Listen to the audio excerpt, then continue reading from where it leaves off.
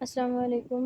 Operating system के viva की ये सीरीज़ है हमारे पास। अब इसके अंदर सारे वो बेसिक क्वेश्चंस होंगे जो वो वाइवा से रिलेटेड हैं, ठीक है। वाइवा में आपसे पूछे जा सकते हैं।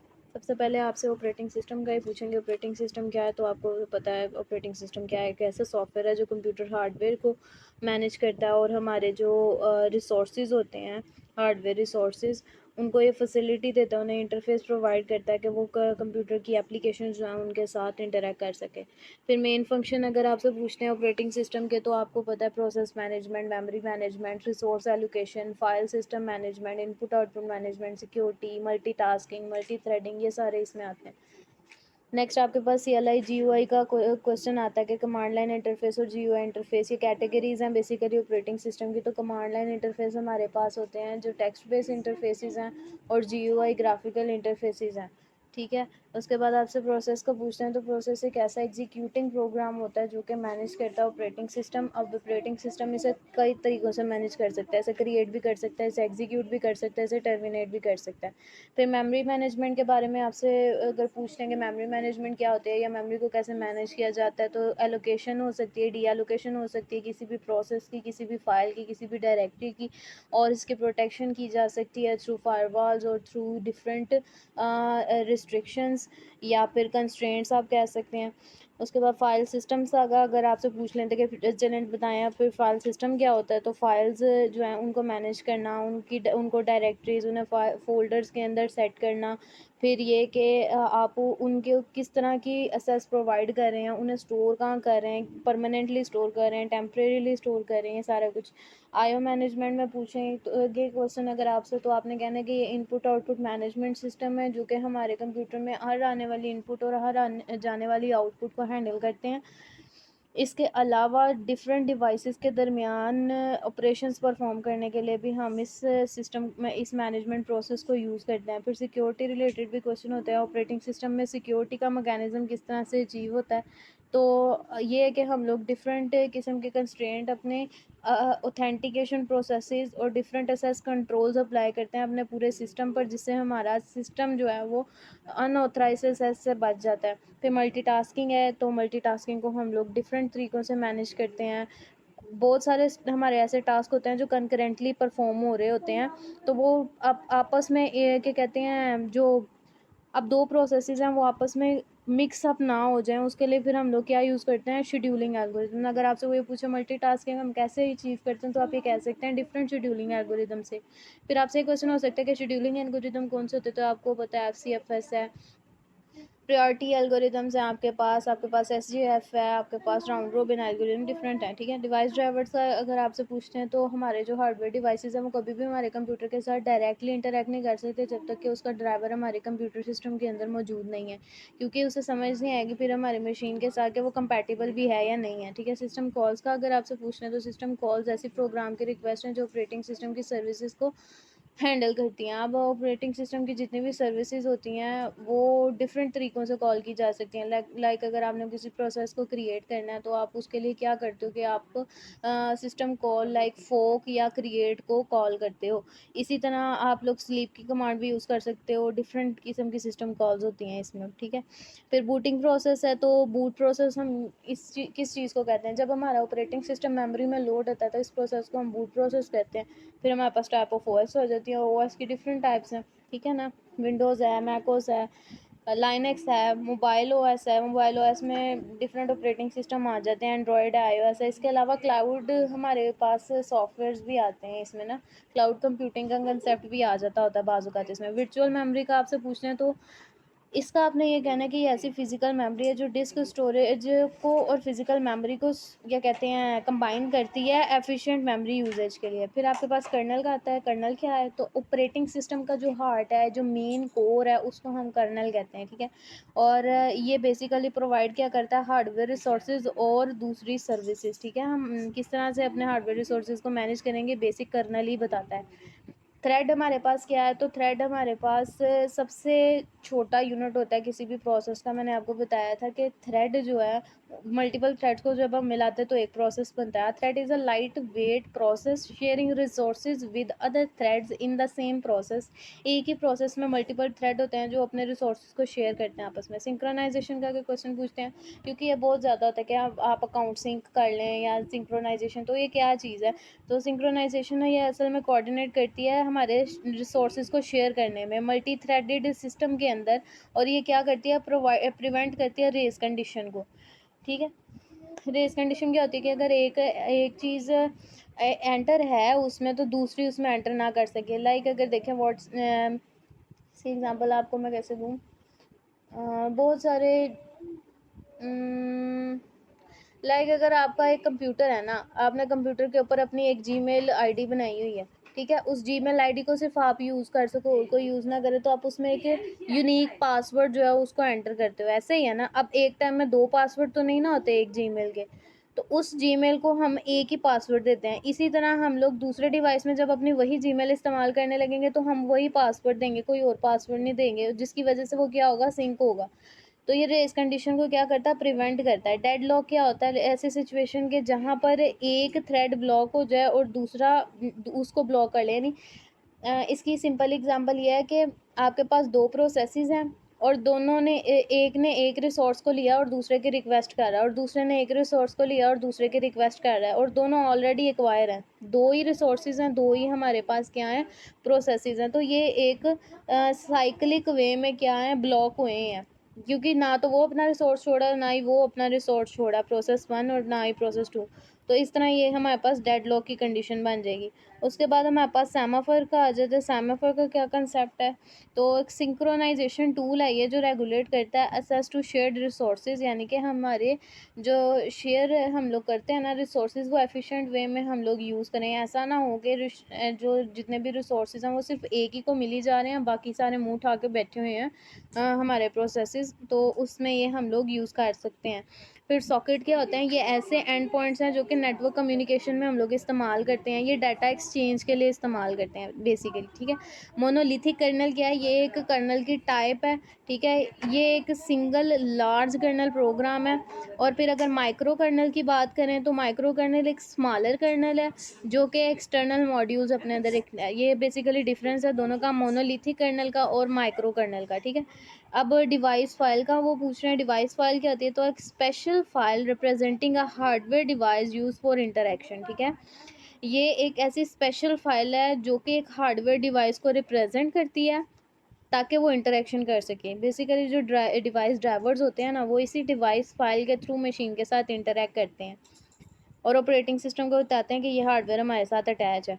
सिस्टम लाइब्रेरी की बात करते हैं, क्योंकि बहुत सारी लाइब्रेरी फाइल्स होती हैं जिन्हें हम अपनी स्क्रिप्टिंग लैंग्वेजेस में यूज़ करते हैं। तो सिस्टम लाइब्रेरी क्या होगी, ये एक ऐसी collection of pre built functions हैं जो कि प्रोवाइड करते हैं सिस्टम सर्विसेज टू एप्लीकेशन। जब भी हम कोई एप्लीकेशन यूज़ करते हैं उसमें कोई ना कोई ऐसा फंक्शन जो इस्तेमाल कर लें, लेट्स से कि एक डेट का फंक्शन बहुत कॉमन है। हम लोग वर्ड, एक्सेल, लाइनेक्स के ऊपर जो दूसरे टर्मिनल हैं, प्रोग्राम्स हैं, सी लैंग्वेजेस के प्रोग्राम है या शेल के प्रोग्राम है, जिनमें भी जाके जब डेट का फंक्शन यूज़ करते हैं ना, तो वो हमारी सिस्टम लाइब्रेरी से उठाता है, क्योंकि हमारी जो सिस्टम की डेट होती है वही फिर वहाँ पर शो होती है।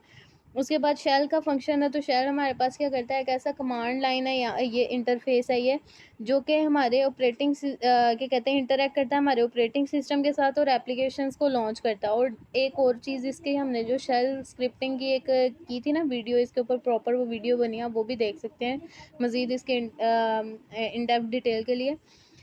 तो शेल की मज़ीद फिर आगे टाइप्स भी आ जाती हैं। उसके बाद ये है कि ऑपरेटिंग सिस्टम हम लोग बड़ी ये बात करते हैं, 32 बिट का भी होता है, 64 बिट का भी होता है, 86 का भी होता है। तो इनमें डिफरेंस क्या है बेसिकली, तो इसका जो डिफरेंस वो है, differ in memory address space. Memory address space के अंदर डिफरेंस होता है, और दूसरा कि डाटा प्रोसेस करने की कैपेबिलिटी में डिफरेंस होता है। ये 32 बिट वाला स्लो, 64 बिट वाला फास्ट एफिशिएंट है। फिर वर्चुअलाइजेशन का आपसे पूछ सकते हैं, तो वर्चुअलाइजेशन ये अनेबल करती है मल्टीपल ऑपरेटिंग सिस्टम्स को कि हम एक सिंगल मशीन पर उन्हें चला सकें यूजिंग अ हाइपरवाइज़र। ठीक है, हाइपरवाइज़र को इस्तेमाल करते हुए हम क्या करते हैं कि एक ही सिस्टम के ऊपर मल्टीपल मशीन्स या मल्टीपल ऑपरेटिंग सिस्टम्स को चला सकते हैं। अब आप कहेंगे हाइपरवाइज़र क्या होता है, तो नेक्स्ट ही उसका भी मैंने आंसर दे दिया। हाइपरवाइज़र है हमारे पास ऐसा सॉफ्टवेयर जो कि क्रिएट करता है और मैनेज करता है एक वर्चुअल मशीन को। हम लोग अपने कंप्यूटर में वर्चुअल मशीन बनाते हैं और फिर हम कहते हैं कि वर्चुअलाइजेशन हो गई और हमारा कंप्यूटर चल गया, लेकिन हमें ये नहीं पता होता कि वो वर्चुअल मशीन बनी कैसे है, वो हाइपरवाइज़र की वजह से बनती है। ठीक है, उसके बाद हमारे पास है फिज़िकल एड्रेस। अभी हमने ऊपर बात की थी ना कि फ़िज़िकल एड्रेसेस जो है ना ये उनको मैनेज करते हैं। तो फिज़िकल एड्रेस क्या होते हैं, एक्चुअल मेमोरी लोकेशन और वर्चुअल एड्रेस भी हम इन्हें कह सकते हैं, यानी कि हमारा जो भी डाटा ना उसकी एक्चुअल जो मेमोरी लोकेशन है सही वाली, उसको भी कह सकते हैं। फिर उसके बाद क्या कहते हैं, वर्चुअल एड्रेस की अगर बात करते हैं तो वर्चुअल या लॉजिकल एड्रेस ये दोनों एक ही हैं, वर्चुअल एड्रेस और लॉजिकल एड्रेस। ये translated to physical address by the OS. जो हमारा ऑपरेटिंग सिस्टम है ना इसे चेंज करता है फिजिकल एड्रेस में। Virtual address basically logical address होता है। अब देखें हमारा जो कंप्यूटर है ना वो फाइल्स को बाजू का क्या कहते हैं डायरेक्ट पाथ के साथ असेस करता है और बाजू का हमें एक प्रॉपर पाथ देना पड़ता है। जो डायरेक्ट पाथ होता है ना, अगर मैं कहती हूँ देखें मेरी जो फाइल है ना वो 2000 मेमोरी लोकेशन पे पड़ी है, तो ये डायरेक्ट है। अगर मैं ये कहती हूँ ना मेरी फाइल 2000 मेमोरी लोकेशन पे पड़ी है, लेकिन वो पहले होम डायरेक्टरी से डेस्कटॉप पे जाएगी, डेस्कटॉप से इस एड्रेस पे जाएगी, तो ये सारा हमारे पास एक पूरा लॉजिक जो बिल्ड हो रहा है पीछे से वो इस चीज़ में आ सकता है। उसके बाद पेजिंग का क्वेश्चन है। पेजिंग में क्या होता है, हमारे पास मेमोरी मैनेज होती है। ये एक मेमोरी मैनेजमेंट टेक्निक है जो कि हमारी मेमोरी को डिवाइड करती है और फिक्स साइज ब्लॉक के अंदर डिवाइड करती है। ठीक है, फिर सेगमेंटेशन, पेजिंग और सेगमेंटेशन का बाजू का डिफरेंस भी पूछ लेते हैं। तो सेगमेंटेशन हमारे पास ये भी एक मेमोरी मैनेजमेंट टेक्निक ही है और ये क्या करती है, ये डिवाइड करती है मेमोरी को लॉजिकल सेगमेंट्स में। ठीक है, वो फिजिकल में गई थी, लॉजिकल में गा रही है, each with its own base and limit, और हर किसी की अपनी बेस और अपनी लिमिट होती है। उसके बाद रैम जो है वो क्या है, रैंडम एक्सेस मेमोरी है। ये एक ये कहते हैं टेम्परेरी मेमोरी है। जब भी हम कोई काम कर रहे होते हैं तो वो पहले रैम में लोड होता है और फिर हम उसे परफॉर्म करते हैं और देन हम उसे अपनी रोम के अंदर स्टोर कर लेते हैं परमानेंटली। ठीक है, तो उसके बाद फिर से फाइल सिस्टम आ गया। तो ये फाइल्स को मैनेज करने के लिए, डायरेक्टरीज को मैनेज करने के लिए, उन्हें पूरा स्ट्रक्चर प्रोवाइड करने के लिए, उनमें कैसे स्टोर करना है, कैसे उनमें से रिट्रीव करना है, कैसे उन्हें ऑर्गेनाइज करना है, कैसे उनमें मॉडिफिकेशन करनी है, उस सारी चीज़ को हैंडल करता है। फिर हमारे पास सिस्टम अपडेट का क्वेश्चन है। सिस्टम को अपडेट कैसे करना है, तो सिस्टम को अपडेट करने के लिए डिफरेंट सॉफ्टवेयर पैकेजेस होते हैं जो कि अपडेट प्रोवाइड करते हैं। ठीक है, इनमें डिफरेंट कंपोनेंट्स इन्वॉल्व हो सकते हैं, उसकी परफॉर्मेंस, सिक्योरिटी, फंक्शनैलिटी, कुछ भी इसे अप टू डेट रखने के लिए। फिर इसमें बग फिक्सेस भी हो सकते हैं और डिफरेंट फीचर इन्हांसमेंट भी हो सकते हैं।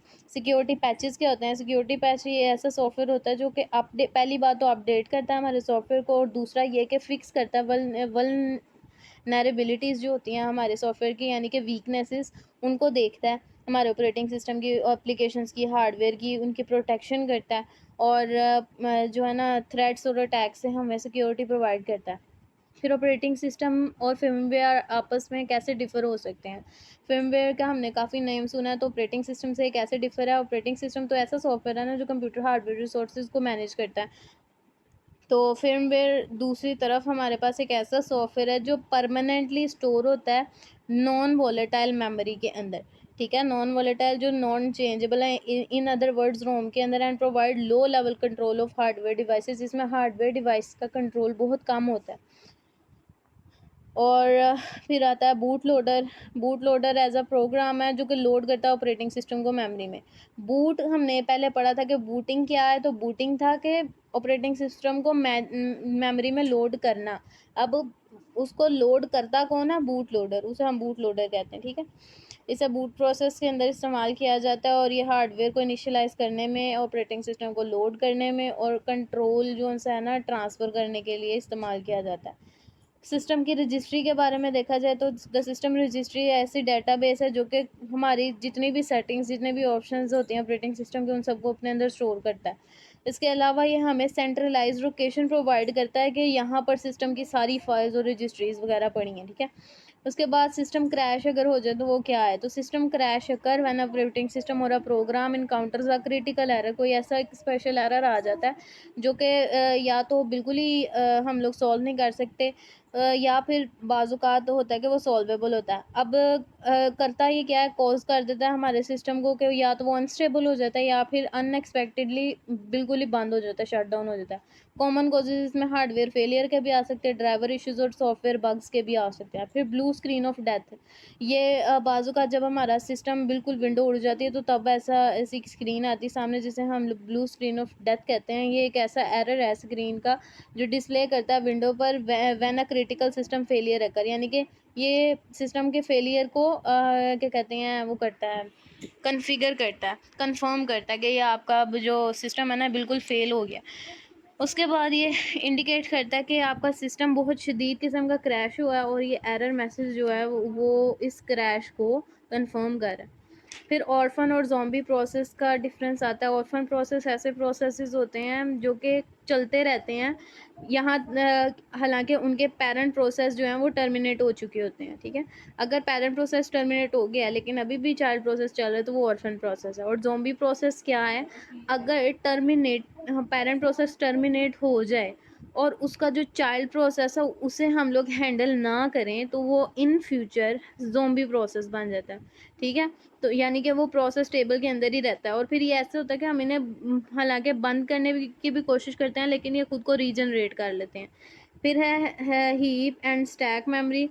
तो हीप मेमोरी क्या है और स्टैक मेमोरी क्या है। हीप मेमोरी हमारे पास use for dynamic memory allocation when memory is allocated and deallocated. Dynamic memory allocation के लिए यानी डिफरेंट डिफरेंट जगह पर पड़ी हो सकती है। उसके बाद स्टैक जो है वो हमारे पास स्टैटिक मेमोरी एलोकेशन के यानी कि एक के बाद एक आने वाली, इसको ये लीफो मैकेनिज्म पर भी चल सकती है। फिर हमारे पास file system mounting. File system mounting क्या होता है, तो ये एक ऐसा प्रोसेस है जिसमें हम लोग अटैच करते हैं एक फाइल सिस्टम को एक डायरेक्टरी को माउंट करने के लिए, ठीक है। देखें, the process of attaching a file system to a directory mount point so that the file and directories on the file system become accessible, यानी उन्हें एक ऐसी जगह पर रखना कि वहाँ से हम उन्हें ईजिली एसेस कर लें, वो हमारे फाइल माउंटिंग होगी। फिर डायरेक्ट मेमोरी एसेस, डीएम में क्या होता है, डायरेक्ट मेमोरी एसेस ये एक ऐसी टेक्निक है जो अलाउ करती है डिवाइसेस को मेमोरी को डायरेक्टली असेस करने के लिए विदाउट इन्वॉल्विंग सीपीयू, यानी इसमें सीपीयू इन्वॉल्व नहीं होता। अब इसका फ़ायदा ये होता है कि हम लोग डायरेक्ट अगर मेमोरी से अपना वर्क कर रहे हैं ना तो सीपीयू तो अंदर आया नहीं, तो इससे क्या होगा, इंप्रूव होगी हमारी परफॉर्मेंस क्योंकि हमारे पास सीपीयू 0% यूज़ हुआ है।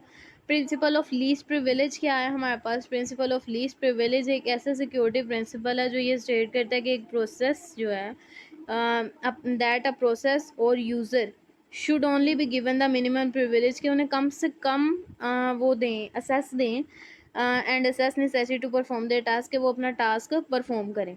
यानी कि यूज़र को या प्रोसेस को कम से कम आप लोग इजाज़त दो कि वो आपके किसी सिस्टम की चीज़ के साथ छेड़खानी करें to reduce the risk of damage and security breaches, ताकि आप लोग अपने सिक्योरिटी जो है उसको एक अच्छे लेवल पर अचीव कर सकें, ठीक है।